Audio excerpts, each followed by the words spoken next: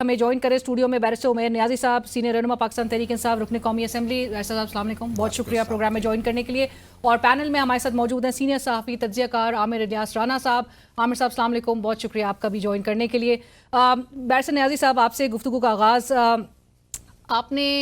आपकी जमात ने, खान साहब ने अब ये जो लड़ाई है वो सिस्टम से बाहर लड़ने का फ़ैसला कर लिया है? इसको शायद लोग इस तरह से ले रहे होंगे कि रिएक्शनरी फ़ैसला है। अगर रिएक्शनरी फ़ैसला होता तो खान साहब कहते कि तमाम इलेक्शंस का हम बाइकआउट कर रहे हैं। आप खुद देखें कि मियां अज़हर साहब वाली सीट जो खाली हुई है उस पर स्पेस रखी, उस पर पीटीआई आज भी इलेक्शन लड़ रही है, लाहौर की जो सीट है।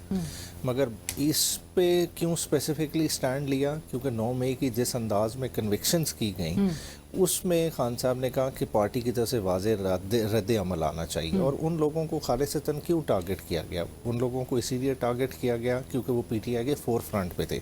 अगर ओवरऑल अगर आप इस 9 मई के केस को फॉलो कर रहे हो तो ये देखें, कंस्पिरेसी के जो मुलजमान हैं वो टाइम टू टाइम बढ़ते रहे हैं। ये नहीं है कोई स्टैटिक नंबर था जिसको उन्होंने टारगेट किया। ये 8-10 लोग शुरू में जिन्होंने प्रेस कॉन्फ्रेंसेस की वो कॉन्स्पिरेसी में आज तक मौजूद हैं, उन्हें किसी ने हाथ नहीं लगाया।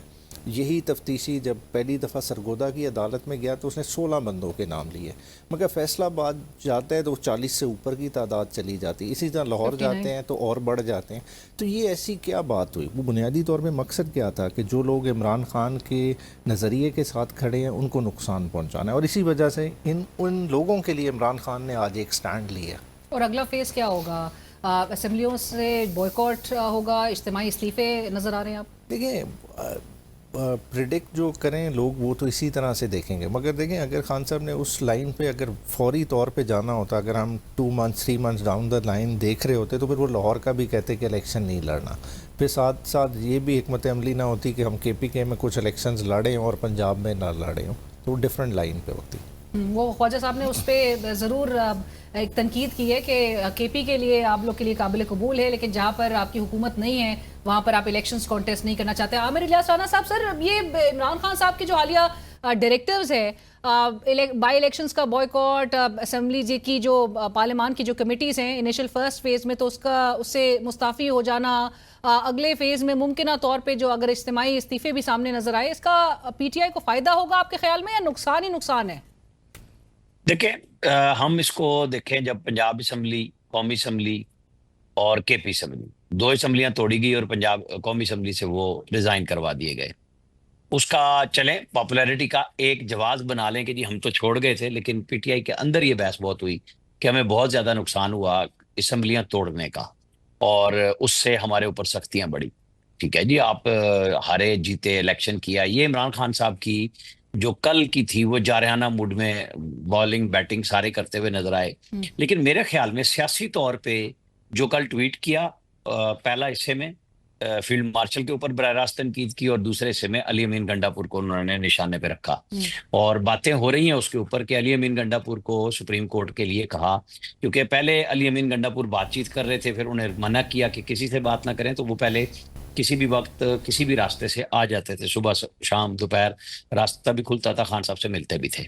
अब खान साहब ने जो कल गुफ्तगू की और उसके नतीजे में आज स्टैंडिंग कमेटियों से लोग चले गए, तो पब्लिक अकाउंट्स कमेटी भी तो स्टैंडिंग कमेटी है ना, कुछ और तो नहीं है उसका। हो गया, उससे इस्तीफा आ गया है जुनैद अकबर साहब का। मैं यही कह रहा हूँ ना, तो कुछ और लोगों ने नहीं दिए, बाकी इंतजार में है। कुछ कमेटी में आज पीएससी में गए भी नहीं थे।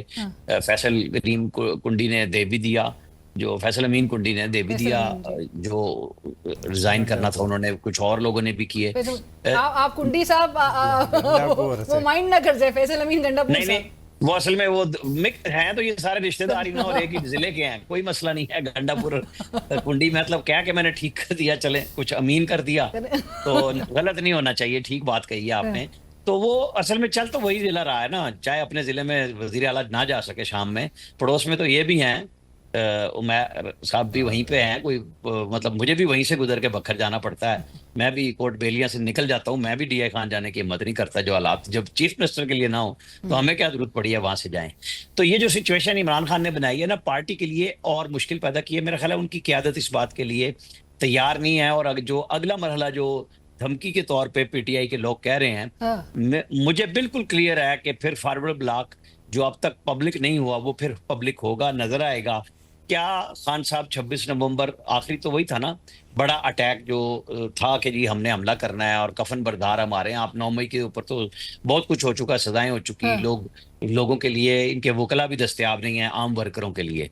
तो ये क्या करेंगे इसके बाद देखना ही होगा कि बंद गली मजीद मुश्किल लाएगी, क्योंकि पार्लिमानी जो इनकी कुव्वत है वो तो खुश नजर नहीं आ रही। सीधी सी बात है, इस फैसले से अमल वो करने पे मजबूर होंगे, लेकिन जब रिजाइन की बात आएगी तो फिर कुछ लोग छोड़ेंगे, फिर राजा रियाज नहीं निकल आएंगे। मैं भी ये उमैर न्याजी साहब से, उमैर न्याजी साहब वाकई में क़यादत तैयार नहीं है खान साहब, क्योंकि एक आप लोग की तरफ से वोटिंग हुई थी इवन बाई इलेक्शंस के भी हवाले से, उस पर भी अलाइन नहीं थे, लेकिन अभी मनुआन बज़ाहिर ऐसा लग रहा है कि तस्लीम तो करेंगे, लेकिन क्या सिद्के दिल से तस्लीम किया जाएगा खान साहब के इन फैसलों? देखिए, सियासतदान पॉलिटिकल एनिमल होता है और वो सियासी तौर पे अखाड़े में ही रहना पसंद करेगा। आप सियासतदान को कहें कि अखाड़ा मैच सजा हुआ और वो मैच बाहर से देखे तो किस तरह का वो उसकी कैफियत होगी। देखिए, इसी तरह सियासतदानों की कैफियत होती है। और देखें, ख़ास तौर पे हमारे वो लोग जो इस वक्त बाई इलेक्शन समझते थे, मियाँ वाली की एग्जांपल ले लें, अहमद भच्चर साहब डिसक्वालीफाई हुए, उनके जगह पे बहुत सारे लोगों ने अप्लाई किया। अब खान साहब जिसको भी टिकट दे दें, मियाँ वाली जीतना मसला नहीं, मगर अब जो नहीं लड़ पाएंगे, देखिए कैफियत क्या होगी अहमद भच्चर साहब की। मतलब अगर वो किसी को बैक करते, वो बंदे ने बड़े आराम से कैरी कर जाना था, मगर फिर भी जमात में मुश्किल स्टेज जब आते हैं तो क़यादत को फैसले करने पड़ते हैं और पार्टी के साथ खड़ा होना पड़ता नहीं है। अभी है, मगर लेकिन साथ- रिजर्वेशंस जो आमिर साहब भी नहीं, कह रहे हैं, और आमिर साहब रिजर्वेशन बड़ी नहीं। बाखबर साफी नहीं, हैं। देखें, वो ना मेरी भच्चर साहब से उन्होंने कहा मैं दिल से जना खान साहब का फैसला कबूल करता हूँ। आप देखें, leader of the opposition Punjab रहा हुआ है, ठीक है, जो कि मतलब 3 कंसेक्टिव इलेक्शन जीता हुआ है और हल्का खाली छोड़ने की बात कर रहे हैं। इसी तरह अहमद चट्टा के देख रहे हैं, उनसे मेरी बात हुई थी, वो कहते हैं मतलब गोरे के ज़माने से वो इलेक्शन लड़ते आ रहे हैं, ये पहला इलेक्शन होगा जो इसमें वो कंटेस्ट ही नहीं करेंगे। तो वो लोग इस चीज़ पे आमीन कह रहे हैं। बाकी देखें, possibility her but cheese barrister साहब, डोंट यू थिंक कि आप लोग ने एक वो जो प्री 8 फरवरी 2024 का एक फेज था, बड़े मुश्किल हालात थे आपकी जमात के लिए, आप लोगों ने आग का दरिया अबूर करके वो इलेक्शंस कॉन्टेस्ट किया और फिर 180 सीट्स इस तरह आप क्लेम करते हैं, जिसमें से 90 आपकी सीट चले ले ली गई। बट इलेक्टोरेट के साथ ज्यादती नहीं होगी बाई इलेक्शंस में ना जाना? वोटर, क्योंकि कल तक राना सनाउल्लाह साहब भी एक प्रोग्राम में कह रहे थे कि वोटर आपके साथ ही है। नहीं, वोटर बिल्कुल साथ ही है और देखें, वोटर ने निकलना नहीं है। आपको टर्न आउट देख लीजिएगा, आपको फ़र्क पता चल जाएगा। देखें, वोटर निकलता किस चीज़ के लिए? वोटर निकलता है रियलिस्टिक पॉसिबिलिटी के लिए। बाई इलेक्शन जब पता है कि आपने सारी चीज़ एक तरफ टिल्ट कर लिया, आपने नंबर मैनेज कर लिया, आपने एक ऐसी जमात जिसकी सीटें ही नहीं थी, आपने 2/3 से ज़्यादा अक्सरियत दे दी है, अब वोटर किस एक्सपेक्टेशन पे निकलेगा? देखें, 8 फरवरी का वोट पीटीआई को किस एक्सपेक्टेशन पे पड़ा था कि खान साहब रिहा होंगे। तो उस रिहाई की पॉसिबिलिटी में इलेक्शन लड़ना तो नहीं फैसिलिटेट कर रहा। अब क्या चीज़ फैसिलिटेट करेगी? जो इमरान खान कहेगा। बाकी राना साहब जो कह रहे थे, देखें फॉरवर्ड ब्लॉक बनते भी रहते हैं। आपको देखें, लग रहा है? नहीं, मैं उसी चीज़ का जवाब दे रहा हूँ। देखें, राजा पब्लिक वो तो कब कह रहे हैं कि नहीं, फॉरवर्ड ब्लॉक की तो बातें नहीं, थी, लेकिन अब देखें, पब्लिक होंगी। पब्लिक देखें, राजा रियाज ने क्या चीज़ अचीव कर ली। आज ये सूरत हाल है, बाई इलेक्शन हो रहा है, उसी राजा रियाज को टिकट नहीं मिला। तो बात है, फॉरवर्ड ब्लॉक वालों का नामो निशान भी मिट जाता है। और ये चीज़ की हकीकत का पीटीआई वालों को बड़े अच्छे तरीके से अदराक है। अगर किसी के दिल में थोड़ा बराबर भी नुक्स भी हुआ ना, वो भी जुर्रत नहीं करेगा। और खान साहब की अब जो प्लानिंग है कि मोबिलाइजेशन होगी, सड़कें गर्म होगी, वो किस तरह से मुमकिन बना सकेंगे? अगरचे हालात आप लोग के लिए बड़े मुश्किल हैं। एक ब्रेक का मुझे कहा जा रहा है, ब्रेक नाज़रीन शामिल करते हैं डिस्कशन को आगे बढ़ाते हैं एक ब्रेक के बाद।